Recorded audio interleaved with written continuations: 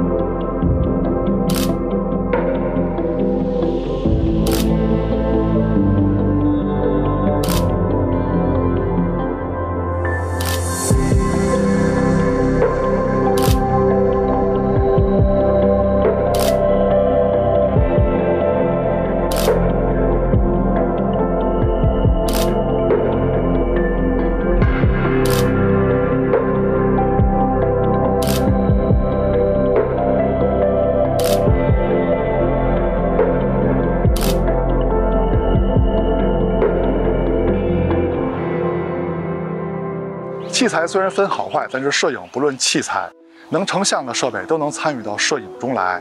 欢迎收看 ZPH， 别忘了点赞和加关注支持我们啊！那么下面就看看这两台手机的表现吧。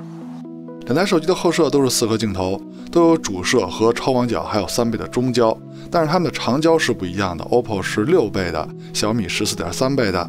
虽然说看起来4.3倍的倍率更少一些，但是小米的像素更高，是2亿像素的 ，OPPO 那边的6倍是5000万像素的。拍摄界面中 ，OPPO 给了5个焦段切换按钮，其中2倍呢是数码变焦，0.6倍、1倍、3倍、6倍都是光学镜头。在相机的设置里面，可以调成优先拍摄高清照片2600万像素的。但是你既然做了这个设置了，你为什么不默认呢？你为什么非要让人调一下呢？那至于什么时候拍摄2600万像素，什么时候1200万呢？那就要看当时 HDR 的压力大不大了。在相机的界面中还有一个大师模式，你可以把这个模式理解为另外一种色彩模式，因为它的成片色彩跟默认模式比确实是有差别的，这点后面我们会聊到。小米的拍摄界面也是5个焦段切换按钮，其中也是2倍是数码变焦，0.6倍、1倍、3倍和4.3倍是光学焦段。界面的左上角就是色彩模式切换按钮，就是那个徕卡标志啊，可以切换徕卡生动、徕卡经典2种大色彩模式。那上来咱们先聊两台手机内置的2种大色彩模式吧。现在穿插播放的就是 OPPO 2种大色彩模式，一个是默认设置，一个是大师模式的对比，还有小米的徕卡生动、徕卡经典的对比。这两台手机内置的2种大色彩模式跟它们的默认设置比呢？对，小米那边呢，你可以把徕卡生动当成默认设置啊。它们的第2种色彩模式跟它们的默认设置在颜色的区别上确实挺明显的，而且也确实很有特点。先说 OPPO 的大师模式相对于默认模式，它是对高光部分，也就是对照片中的亮部做了很多的处理，让照片的亮部看起来很柔和，也就让整张照片看起来很柔和。暗部呢也是有处理，相对来说呢不是特别狠。那再说小米的思路是，它的徕卡经典相对于徕卡生动来说，对照片的暗部刻画更上心一些，让照片看起来氛围感更强。虽然说亮部它也处理了，但是没有暗部处理的那么上心。那么相比之下，大家是更喜欢 OPPO 的思路呢，还是更喜欢小米的思路呢？那下面就开始正式对比两台手机在光学、在解析力上的区别了。我们还是先从主摄开始聊起。那参数都列这儿了，我们就不挨个念了啊，咱们直接看实拍样片。测试方式呢，就是手机的默认设置，拿起来就拍。它们在默认设置下，两边的颜色风格呢还算接近啊。那么中心解析力方面，从光学分辨率上来说啊，两边差不多，但是如果你仔细看的话 ，OPPO 那边的解析力稍微强一点点。OPPO 在相机设置里边不是能设置2600万像素的超清模式吗？哎，你说它跟华为既然都设计出来这个功能了，它为什么就不能作为默认设置呢？还非得调一下？那这回在解析力方面，哎，是2600万像素的 OPPO 的表现更好。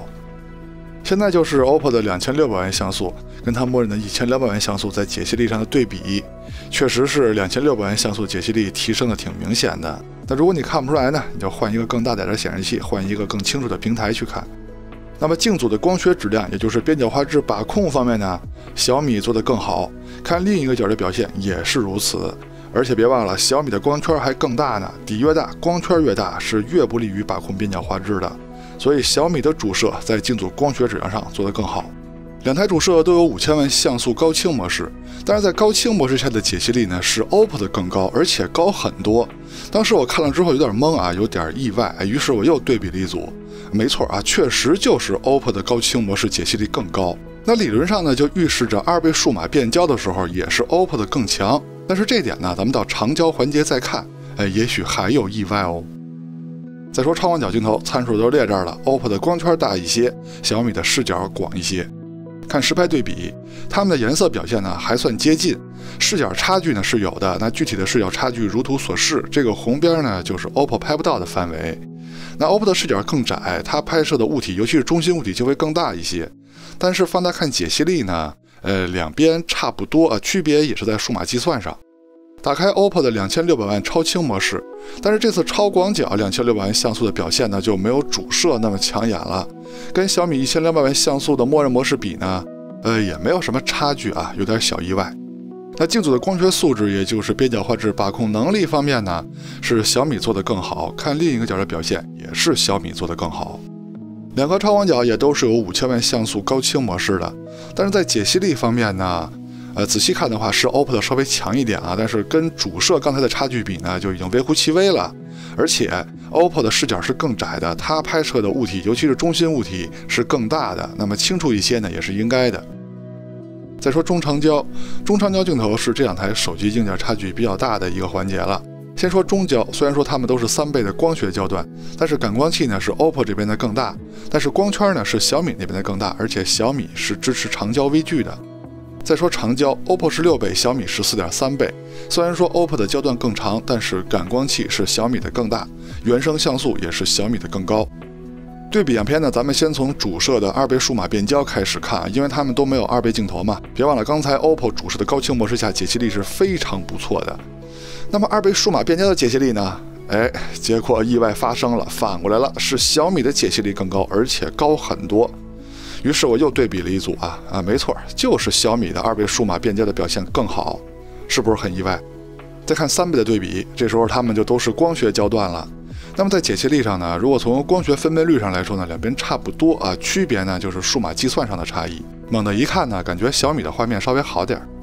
OPPO 的3倍也是能开启2600万像素高清模式的。那么 OPPO 这2600万像素在主摄的时候解析力是非常强的，到了超广角呢，优势只有一点点。结果这回到了3倍，跟小米默认的1200万像素比，没有什么区别了，这算意外吗？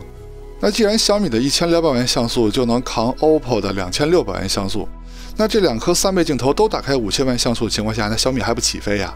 结果一看，两边差不多，而且画面数码处理的痕迹也都挺明显的。现在是4.3倍的对比 ，OPPO 这边是数码变焦，小米是光学焦段。后面的长焦对比 ，OPPO 这边能打开2600万像素超清模式，那我就用这个超清模式比了。那么在4.3倍这个焦段下呢？别看 OPPO 那边写的是2600万像素啊，但是它是数码变焦，3倍的数码变焦。那么小米这边4.3倍是光学焦段啊，小米的解析力是比 OPPO 强的。再说6倍，OPPO 这边就是光学焦段了，小米只能靠4.3倍镜头的数码变焦。但是解析力方面呢，两边差不多啊，只能说 OPPO 这边的观感呢更润一些，小米那边的数码处理痕迹多一些。下面就是高清模式的对比了 ，OPPO 的6倍是5000万像素，小米的4.3倍是2亿像素，听起来是不是很夸张？而且这颗长焦头呢，也可以说是这回小米换代备受瞩目的一个宣传点。那结果放大看细节呢，OPPO 的更好啊，是不是有点意外？啊。不过没关系，这个又是人造场景，又是在阴影里，咱们换一个自然纹理在阳光直射下的场景。结果在解析力方面仔细看的话，还是 OPPO 的表现更好啊。下面再看一组超长焦30倍数码变焦两台手机的表现，在解析力方面依旧是 OPPO 的更好，我还是有些意外的。当时啊，没关系，咱们再看一组。这一组呢环境比较复杂，但是放大看细节呈现呢，差距倒是没有刚才明显了。不过仔细看画面的各个部位，你得出来的结果依旧是 OPPO 的表现更强一些。再说微距拍摄。OPPO 这边拍摄微距呢是用超广角来拍摄的，那拍摄的方式呢就是用主摄慢慢接近被摄物体，系统就会切换到超广角，然后再裁切到主摄的视角，用数码变焦来拍摄微距。小米的超广角呢也可以用这种方法拍摄微距。超广角拍摄微距的好处是它的景深比较深，可以把画面中所有的地方都能拍清楚。但是小米呢它还有长焦微距，也是小米拍摄微距最好的镜头。长焦镜头拍摄微距可以离被摄物体远一些，更利于拍摄小昆虫、小动物等啊，不会离得太近惊扰到它们。但是长焦微距呢是镜深太浅了，除了焦点部分，很难把画面中所有的地方都拍清楚。但如果就论硬实力、论解析力的话，就看焦点部分，解析力还是小米的长焦微距更好。再说前摄，先看前摄自拍的表现，用的就是前摄的默认设置，没有调其他的选项。两边在清晰度方面都是没有问题的，差别最大呢就是肤色。肤色呢其实也是在曝光方面略有不同。OPPO 那边的曝光呢更足一些，小米这边的曝光稍微欠一些，当然我指的是面部肤色上面啊。那么两边的表现呢都可以说不错，只是颜色观感上的区别。你们更喜欢哪边的前摄效果呢？现在是前摄录像的表现，他们的成像风格呢跟前摄自拍有点接近，但是 OPPO 这边呢不光是比小米亮，它的肤色呢看起来也更红润一些。小米那边呢咱就说是趋于真实吧，但是我感觉如果是女孩子用的话，肯定喜欢 OPPO 这边的效果，是吧？那要是说呈现的硬实力呢，比如说清晰度跟防抖，两边做的都很好。再说人像拍摄，人像呢用的也是手机人像模式的默认设置，没有调其他的。拍了两个场景，一个是逆光，一个是顺光。现在是逆光的场景，一会儿到顺光的时候，注意看两台手机肤色的变化。OPPO 在人物肤色方面，无论是逆光还是顺光，它的一致性是非常好的。而小米呢，从逆光的场景换到了顺光的场景，人物的肤色发生了明显的变化。那现在看到的就是逆光场景的照片，现在是顺光的，是不是 OPPO 那边人物的肤色一致性保持的比较好，小米那边相对来说差别比较大呢？这里并不是说 OPPO 那边就更好一些，小米就不好。他们在各个场景下拍出的人像都可以说很精神、很精美。这里就说一下场景变化中带来的区别，大家可以根据自己的喜好来判别一下，你们更喜欢哪边的表现。再说蜘蛛扩张度的表现，那么这两台手机呢，我们测试了非常多的场景，它们自带的两种大色彩模式我们也都测试了啊，主摄跟超广角都测试了，可以说它们的表现都很稳定。在这次测试的场景中啊，可以说是大部分的场景中，它们的表现都很好，无论是主摄还是超广角，还是它们的每一种色彩模式，表现都不错。亮部能亮得上去，亮上去的同时呢，树枝与天空的分界也很自然，云层也很自然。暗部呢也能暗得下来，暗下来的同时呢，还能呈现足够的细节，也没有偏色。那前面说了，大部分场景下它们的表现都很好，只是到了某些场景下，该来的意外还是来了。在某些场景下 ，OPPO 的表现暗部就有些过亮了。那么相比之下呢，小米的表现倒是一直稳定啊，小米的表现挺好。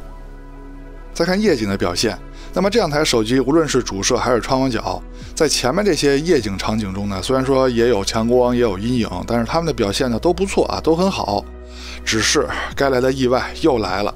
到了这个场景，主摄的表现都还不错，可是超广角的表现 ，OPPO 这边可就不行了。而且这还不是个例，在很多场景下 ，OPPO 的超广角表现都是不行的啊，跟小米比呢，亮部的表现差很多。OPPO 呢是不能强制开启 HDR 的，只能调成 HDR 自动和关闭啊，所以我也不知道到底是不是 HDR 的原因导致它超广角的亮部细节这么的差。而且拍摄的时候呢，也没有采用 OPPO 的2600万像素超清模式啊，就是用默认设置1200万像素进行测试的。那结果呢还是这样啊，就是很多场景 OPPO 的超广角的高光表现就是不行。最可惜的是，到了这个场景，别说超广角了，连主摄的亮部细节跟小米比起来，差距也是很明显的。那超广角呢，差距依旧。但是意外又来了，来到了城市的昏暗的场景，主摄的表现两边细节呈现就说差不多吧，结果这回一到超广角，是 OPPO 的细节呈现更好了。刚才不是你小米强吗？现在又变成 OPPO 强了。那现在是中长焦的夜晚表现了，先看2倍数码变焦的，它们都是主摄的数码变焦。那画面中最明显的差别就是亮部的呈现了，小米的更优秀。现在是3倍的对比，它们都是光学焦段了，亮部的表现依旧是小米的更好。现在 OPPO 是6倍，小米是4.3倍，它们都是长焦头的光学焦段，亮部细节呈现依旧是小米的好。但是到了10倍数码变焦，这回亮部的表现就是 OPPO 的更好了。意外又发生了，又有反转。来到了昏暗的场景，现在是3倍光学焦段的对比，它们虽然说照片的亮度不同，但是细节呈现还是同一水平的。现在 OPPO 是6倍，小米是4.3倍，它们依然可以在这个场景下用长焦头直出照片，细节呈现两边都非常不错。现在是10倍数码变焦的表现，要说解析力跟分辨率呢，它们还是同一级别的啊，但是就是数码处理的痕迹略显不同，而且颜色的差别也比较大。相比之下呢，从3倍、6倍再到10倍的数码变焦 ，OPPO 的色彩一致性保持的还是不错的。下面就是极暗环境了，看看它们软硬件配合的怎么样。第一个场景祖传神树，两边的照片观感差距非常大啊，但是细节呈现还是同一级别的。你们更喜欢哪边的照片观感呢？那超广角的表现就谁也甭说谁了。健身器场景已经很难了，现在的树叶都长出来了，测试条件是非常苛刻的。之前 OPPO 在这个环境下主摄的表现很一般，但是这次你仔细看它的细节呈现是要比小米强的啊，这点呢不能说是意外，只能说 OPPO 有进步了。超广角的表现依旧是谁也甭说谁。树林小路场景主摄的表现细节呈现方面，仔细看的话 ，OPPO 跟小米比呢，只能说只强不弱啊，但是它们差距微乎其微，可以说是一样的啊。超广角就不用提了啊，谁也甭说谁。最难的场景祖传神树 Pro，OPPO 这边的表现还不错啊，细节呈现呢是比小米那边要清晰一些的，暗部仔细看呢也是有细节的，但是超广角嘛，算了，甭提了，它俩都不怎么样。视频录制用的是手机的默认设置，也是最接近现在社交软件的录制效果。现在是主摄白天手持走路的表现，没有架子，没有稳定器，两边的防抖跟清晰度都很好，颜色的差别有点大。你们更喜欢哪边的效果呢？现在是超广角的表现，当时拍摄的时候还是有些逆光的，两边防抖跟清晰度依旧都是非常好的，区别最大的还是色彩风格。你们更喜欢哪边的效果呢？现在是2倍数码变焦的录像表现，两边防抖跟清晰度还都是同一级别的，但是这回颜色方面嘛，我个人觉得小米的更好。现在是3倍的录像表现，这回在解析力方面出现差别了。如果你仔细看的话 ，OPPO 那边的解析力更高一些，小米那边有锐化的效果。现在是4.3倍的对比 ，OPPO 是3倍镜头的数码变焦，小米是光学焦段，小米的解析力更好。现在是6倍的对比，这回 OPPO 是光学焦段了，小米是4.3倍镜头的数码变焦。清晰度方面倒是差别不大，但是解析力方面啊，清晰度跟解析力是两码事啊。解析力方面仔细看的话，还是 OPPO 的更好。现在是他们录像最远的数码变焦焦段30倍的对比，在30倍下呢，虽然说小米这颗长焦头备受瞩目，但是解析力方面依旧是 OPPO 的更好，而且防抖也是 OPPO 的更好。有没有一点意外呢？现在是夜晚主摄的表现，解析力两边差不多，尤其是暗部细节呈现，但是防抖方面呢，小米的更好一些。这回颜色呢，我也喜欢小米的。超广角的表现就是 OPPO 的更好了，两边的防抖呢跟白天都没法比，但是细节呈现，尤其是暗部细节呈现，肯定是 OPPO 的强。现在是夜晚3倍的录像表现，它们的清晰度跟防抖呢都是同一个级别的，虽然说亮度看着不同，但是解析力清晰度都差不多。现在是6倍的对比，小米那边就直接让它用4.3倍镜头数码变焦到6倍，直接比就完了。要是清晰度方面呢，如果你仔细看的话，还确实小米的更高，但是小米这防抖，尤其是画面这一拖一拖的感觉，确实没有 OPPO 好。现在是10倍数码变焦的对比，要说清晰度跟解析力小米那边可能还更高一些呢。你别看它画面暗但还是这个画面拖动的问题，我也不知道怎么回事。这期的对比呢，意外还是挺多的，从主摄到超广角到长焦，到一般的夜景，到极暗环境，是吧？反正总之意外跟惊喜是都有的。到了结尾呢，咱们就简单一点吧，大家说一下你们更喜欢哪台手机的工业设计呢？喜欢 OPPO 的打1，喜欢小米的打2。还是那句话，那至于什么游戏啊、发热啊、跑分啊，这些不是我们节目该聊的，我们只是聊影像的节目。如果你想看这方面的内容呢，就可以去看其他的节目了。OK， 到结尾了，看完前面内容，希望在选择方面为您提供了帮助，也希望您能喜欢我们的节目，别忘了点赞和加关注支持我们啊！我们下期节目再见，拜拜。